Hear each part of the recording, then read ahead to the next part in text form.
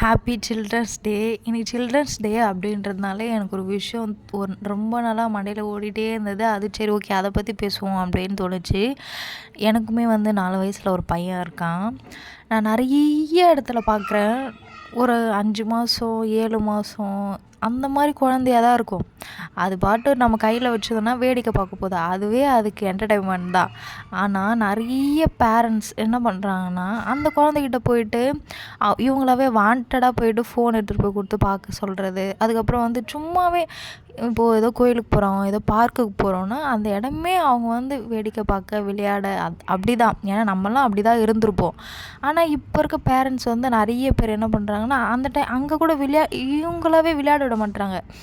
Phone ஏதாச்சும் கொடுத்துட்டு இதை பாரு அதை பாருன்னு வாண்டடாக கொடுத்துட்டு இவங்க ரிலாக்ஸ் பண்ணுறாங்க. இப்போ பேரண்ட்ஸாக கண்டிப்பாக அது ஓரளவுக்கு அப்படியே நமக்கு ரிலாக்ஸேஷனாக நல்லா இருக்க மாதிரி தான் இருக்கும். ஆனால் பசங்க வளர வளர அவங்க அடிக்ட் ஆகிடுவாங்க. அடிக்ட் ஆனதுக்கப்புறம் என்ன பண்ண முடியும்?